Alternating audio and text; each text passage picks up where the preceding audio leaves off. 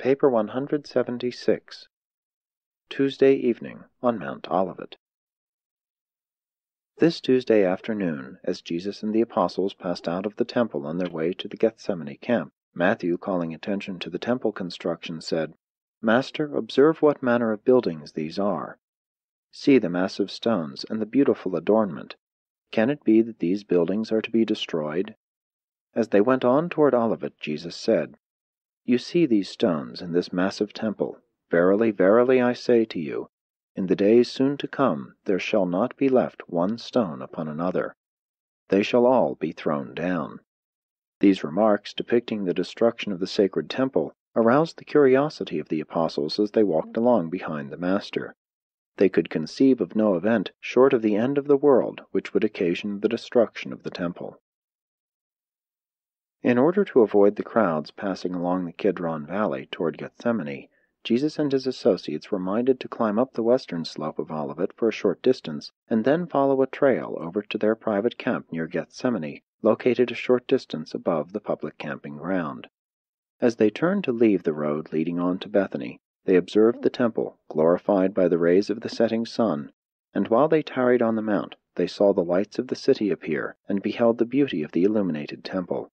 And there, under the mellow light of the full moon, Jesus and the 12 sat down. The Master talked with them, and presently Nathanael asked this question, "Tell us, Master, how shall we know when these events are about to come to pass?" 1. The destruction of Jerusalem. In answering Nathanael's question, Jesus said, "Yes, I will tell you about the times when this people shall have filled up the cup of their iniquity, when justice shall swiftly descend upon this city of our fathers. I am about to leave you. I go to the Father. After I leave you, take heed that no man deceive you, for many will come as deliverers, and will lead many astray.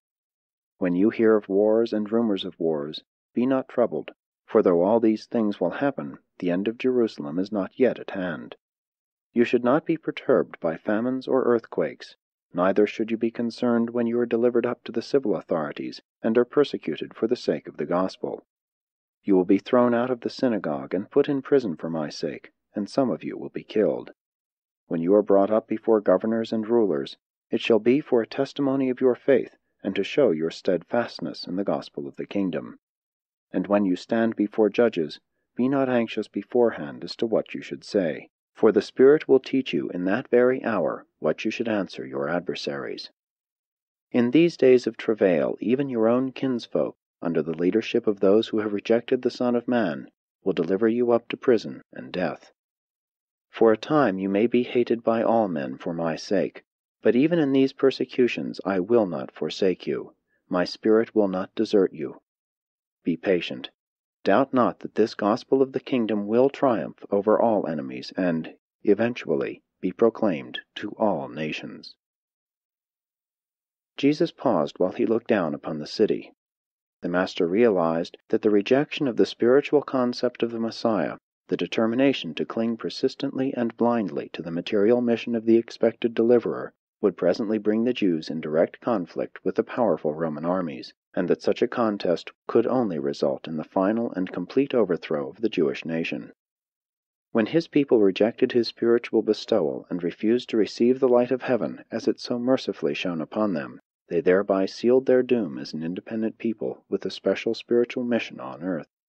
Even the Jewish leaders subsequently recognized that it was this secular idea of the Messiah which directly led to the turbulence which eventually brought about their destruction. Since Jerusalem was to become the cradle of the early gospel movement, Jesus did not want its teachers and preachers to perish in the terrible overthrow of the Jewish people in connection with the destruction of Jerusalem. Wherefore did he give these instructions to his followers? Jesus was much concerned lest some of his disciples become involved in these soon-coming revolts, and so perish in the downfall of Jerusalem. Then Andrew inquired, "But, Master, if the holy city and the temple are to be destroyed, and if you are not here to direct us, when should we forsake Jerusalem?" Said Jesus, "You may remain in the city after I have gone, even through these times of travail and bitter persecution, but when you finally see Jerusalem being encompassed by the Roman armies, after the revolt of the false prophets, Then will you know that her desolation is at hand. Then must you flee to the mountains. Let none who are in the city and around about tarry to save aught, neither let those who are outside dare to enter therein. There will be great tribulation, for these will be the days of Gentile vengeance. And after you have deserted the city, this disobedient people will fall by the edge of the sword, and will be led captive into all nations, and so shall Jerusalem be trodden down by the Gentiles. In the meantime, I warn you, be not deceived.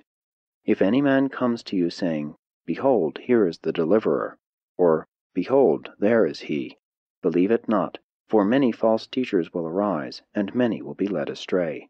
But you should not be deceived, for I have told you all this beforehand. The apostles sat in silence in the moonlight for a considerable time, while these astounding predictions of the Master sank into their bewildered minds. And it was in conformity with this very warning that practically the entire group of believers and disciples fled from Jerusalem upon the first appearance of the Roman troops, finding a safe shelter in Pella to the north. Even after this explicit warning, many of Jesus' followers interpreted these predictions as referring to the changes which would obviously occur in Jerusalem when the reappearing of the Messiah would result in the establishment of the New Jerusalem, and in the enlargement of the city to become the world's capital. In their minds, these Jews were determined to connect the destruction of the temple with the end of the world. They believed this New Jerusalem would fill all Palestine, that the end of the world would be followed by the immediate appearance of the new heavens and the new earth. And so it was not strange that Peter should say, Master, we know that all things will pass away when the new heavens and the new earth appear, but how shall we know when you will return to bring all this about? When Jesus heard this, he was thoughtful for some time and then said, You ever err, since you always try to attach the new teaching to the old. You are determined to misunderstand all my teaching. You insist on interpreting the gospel in accordance with your established beliefs. Nevertheless, I will try to enlighten you. 2. The Master's Second Coming. On several occasions Jesus had made statements which led his hearers to infer that, while he intended presently to leave this world, he would most certainly return to consummate the work of the heavenly kingdom. As the conviction grew on his followers that he was going to leave them, and after he had departed from this world, it was only natural for all believers to lay fast hold upon these promises to return. The doctrine of the second coming of Christ thus became early incorporated into the teachings of the Christians, and almost every subsequent generation of disciples has devoutly believed this truth and has confidently looked forward to his sometime coming. If they were to part with their Master and Teacher, how much more did these first disciples and the apostles grasp at this promise to return, and they lost no time in associating the predicted destruction of Jerusalem with this promised second coming. And they continued thus to interpret his words, notwithstanding that, throughout this evening of instruction on Mount Olivet, the Master took particular pains to prevent just such a mistake. In further answer to Peter's question, Jesus said, Why do you still look for the Son of Man to sit upon the throne of David, and expect that the material dreams of the Jews will be fulfilled? Have I not told you all these years that my kingdom is not of this world? The things which you now look down upon are coming to an end. But this will be a new beginning, out of which the gospel of the kingdom will go to all the world, and this salvation will spread to all peoples. And when the kingdom shall have come to its full fruition, be assured that the Father in heaven will not fail to visit you with an enlarged revelation of truth and an enhanced demonstration of righteousness, even as he has already bestowed upon this world him who became the Prince of Darkness, and then Adam, who was followed by Melchizedek, and in these days the Son of Man. And so will my Father continue to manifest his mercy and show forth his love, even to this dark and evil world. So also will I, after my Father has invested me with all power and authority, continue to follow your fortunes, and to guide in the affairs of the kingdom by the presence of my Spirit, who shall shortly be poured out upon all flesh.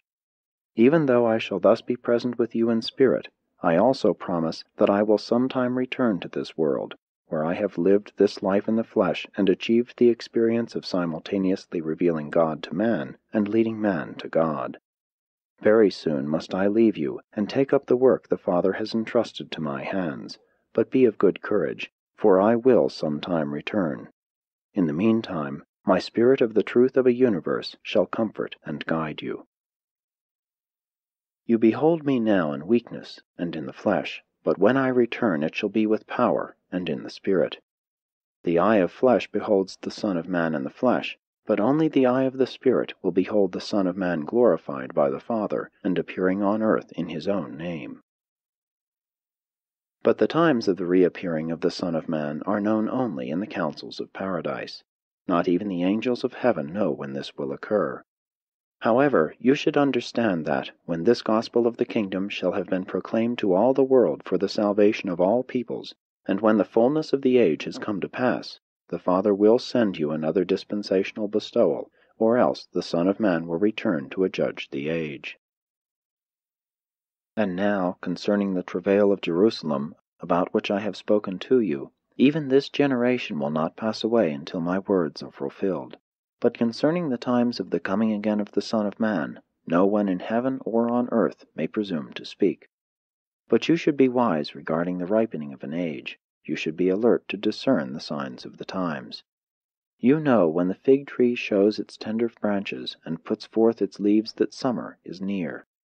Likewise, when the world has passed through the long winter of material-mindedness, and you discern the coming of the spiritual springtime of a new dispensation, you should know that the summertime of a new visitation draws near. But what is the significance of this teaching having to do with the coming of the sons of God? Do you not perceive that, when each of you is called to lay down his life struggle and pass through the portal of death, you stand in the immediate presence of judgment, and that you are face to face with the facts of a new dispensation of service in the eternal plan of the infinite Father? What the whole world must face as a literal fact at the end of an age, you, as individuals, must each most certainly face as a personal experience when you reach the end of your natural life, and thereby pass on to be confronted with the conditions and demands inherent in the next revelation of the eternal progression of the Father's kingdom. Of all the discourses which the Master gave his apostles, none ever became so confused in their minds as this one, given this Tuesday evening on the Mount of Olives, regarding the twofold subject of the destruction of Jerusalem and his own second coming. There was, therefore, little agreement between the subsequent written accounts based on the memories of what the Master said on this extraordinary occasion. Consequently, when the records were left blank concerning much that was said that Tuesday evening, there grew up many traditions, and very early in the 2nd century, a Jewish apocalyptic about the Messiah, written by one Celta, who was attached to the court of the Emperor Caligula, was bodily copied into the Matthew Gospel, and subsequently added, in part, to the Mark and Luke records. It was in these writings of Celta that the parable of the 10 virgins appeared.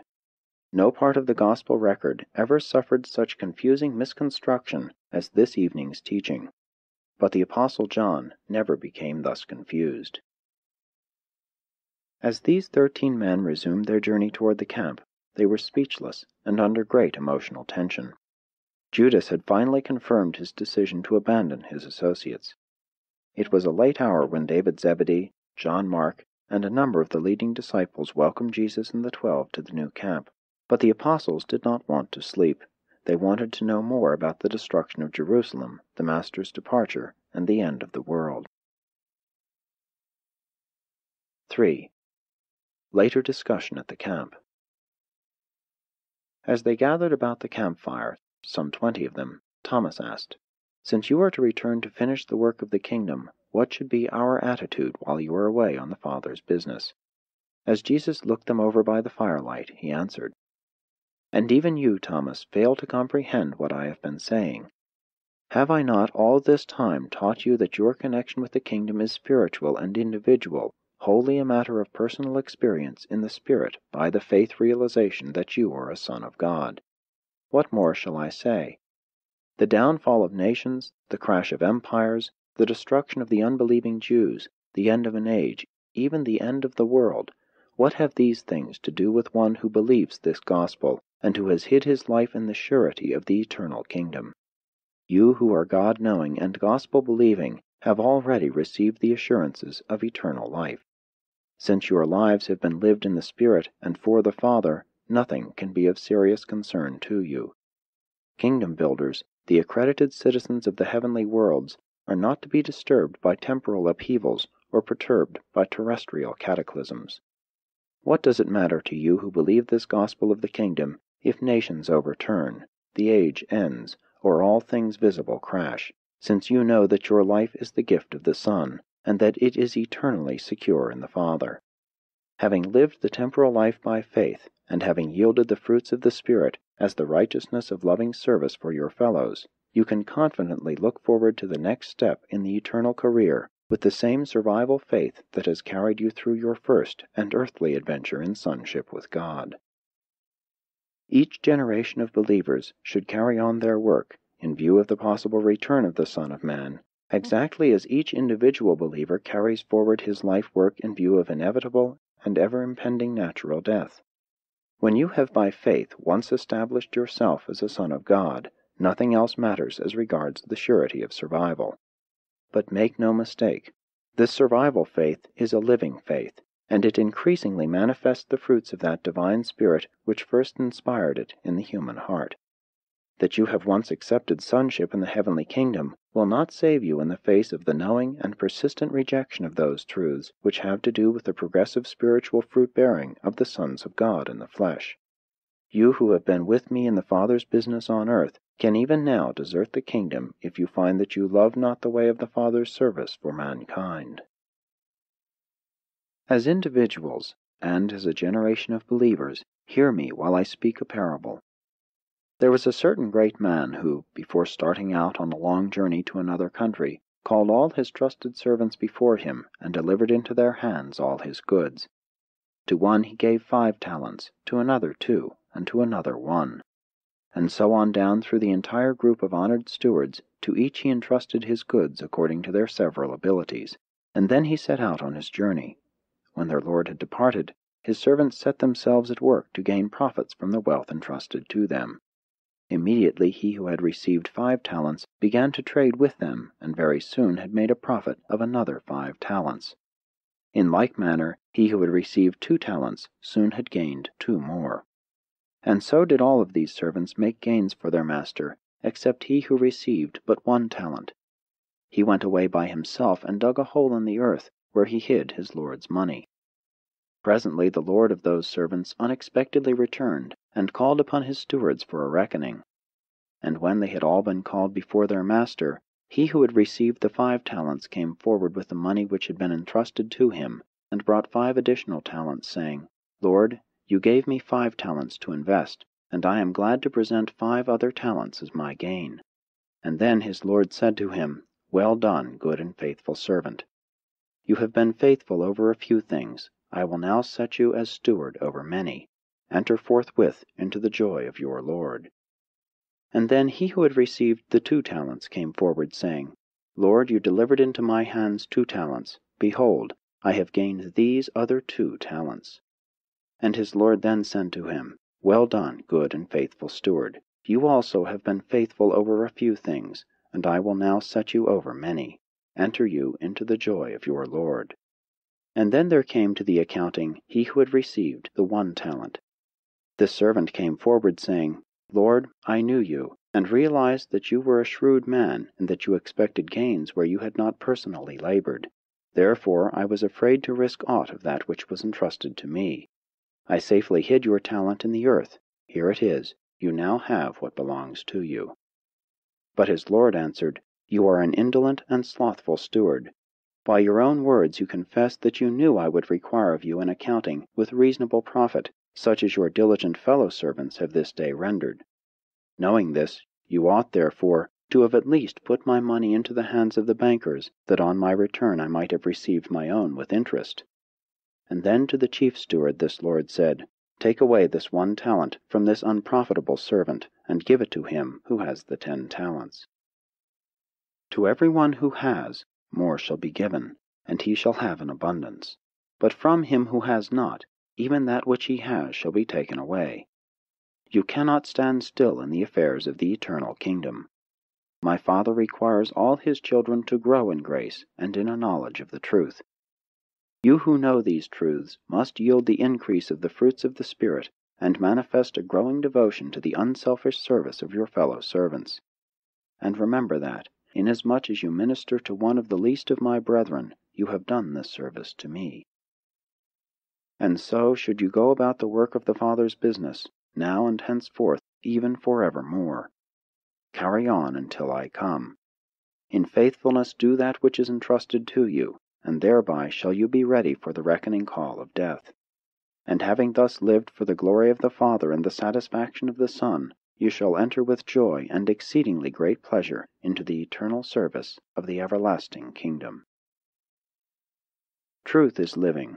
The Spirit of truth is ever leading the children of light into new realms of spiritual reality and divine service. You are not given truth to crystallize into settled, safe, and honored forms. Your revelation of truth must be so enhanced by passing through your personal experience that new beauty and actual spiritual gains will be disclosed to all who behold your spiritual fruits and in consequence thereof are led to glorify the Father who is in heaven.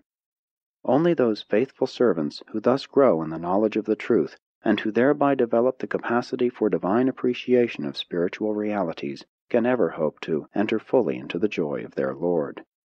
What a sorry sight for successive generations of the professed followers of Jesus to say, regarding their stewardship of divine truth, "Here, Master, is the truth you committed to us 100 or 1,000 years ago. We have lost nothing. We have faithfully preserved all you gave us. We have allowed no changes to be made in that which you taught us. Here is the truth you gave us." But such a plea concerning spiritual indolence will not justify the barren steward of truth in the presence of the Master. In accordance with the truth committed to your hands, will the Master of truth require a reckoning. In the next world you will be asked to give an account of the endowments and stewardships of this world. Whether inherent talents are few or many, a just and merciful reckoning must be faced.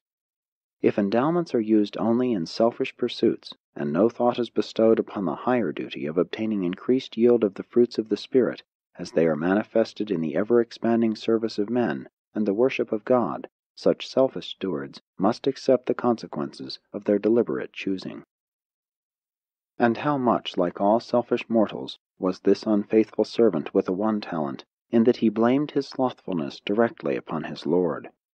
How prone is man, when he is confronted with the failures of his own making, to put the blame upon others, oftentimes upon those who least deserve it. Said Jesus that night as they went to their rest, "Freely have you received, therefore freely should you give of the truth of heaven, and in the giving will this truth multiply and show forth the increasing light of saving grace, even as you minister it." 4. The return of Michael. Of all the Master's teachings, no one phase has been so misunderstood as his promise sometime to come back in person to this world. It is not strange that Michael should be interested in sometime returning to the planet whereon he experienced his seventh and last bestowal as a mortal of the realm. It is only natural to believe that Jesus of Nazareth, now sovereign ruler of a vast universe, would be interested in coming back, not only once but even many times, to the world whereon he lived such a unique life, and finally won for himself the Father's unlimited bestowal of universe power and authority. Urantia will eternally be one of the 7 nativity spheres of Michael in the winning of universe sovereignty. Jesus did, on numerous occasions and to many individuals, declare his intention of returning to this world. As his followers awakened to the fact that their Master was not going to function as a temporal deliverer, and as they listened to his predictions of the overthrow of Jerusalem and the downfall of the Jewish nation, they most naturally began to associate his promised return with these catastrophic events.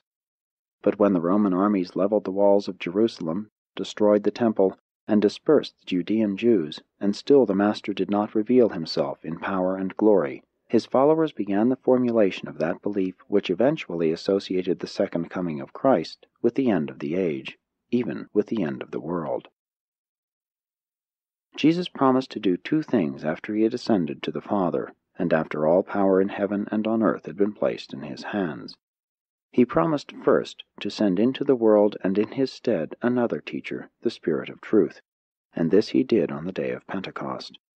Second, he most certainly promised his followers that he would sometime personally return to this world. But he did not say how, where, or when he would revisit this planet of his bestowal experience in the flesh. On one occasion he intimated that, whereas the eye of flesh had beheld him when he lived here in the flesh, on his return, at least on one of his possible visits, he would be discerned only by the eye of spiritual faith. Many of us are inclined to believe that Jesus will return to Urantia many times during the ages to come. We do not have his specific promise to make these plural visits, but it seems most probable that he who carries among his universe titles that of Planetary Prince of Urantia will many times visit the world whose conquest conferred such a unique title upon him. We most positively believe that Michael will again come in person to Urantia, but we have not the slightest idea as to when or in what manner he may choose to come. Will his second advent on earth be timed to occur in connection with the terminal judgment of this present age, either with or without the associated appearance of a magisterial sun? Will he come in connection with the termination of some subsequent Urantian age? Will he come unannounced and as an isolated event? We do not know. Only one thing we are certain of, that is, when he does return, all the world will likely know about it, for he must come as the supreme ruler of a universe, and not as the obscure babe of Bethlehem. But if every eye is to behold him, and if only spiritual eyes are to discern his presence, then must his advent be long deferred. You would do well, therefore, to dissociate the Master's personal return to earth from any and all set events or settled epochs. We are sure of only one thing: he has promised to come back. We have no idea as to when he will fulfill this promise, or in what connection. As far as we know, he may appear on earth any day, and he may not come until age after age has passed and been duly adjudicated by his associated sons of the Paradise Corps. The second advent of Michael on earth is an event of tremendous sentimental value to both midwayers and humans, but otherwise it is of no immediate moment to midwayers, and of no more practical importance to human beings than the common event of natural death, which so suddenly precipitates mortal man into the immediate grasp of that succession of universe events which leads directly to the presence of this same Jesus, the sovereign ruler of our universe. The children of light are all destined to see him, and it is of no serious concern whether we go to him or whether he should chance first to come to us. Be you therefore ever ready to welcome him on earth as he stands ready to welcome you in heaven. We confidently look for his glorious appearing, even for repeated comings, but we are wholly ignorant as to how, when, or in what connection he is destined to appear.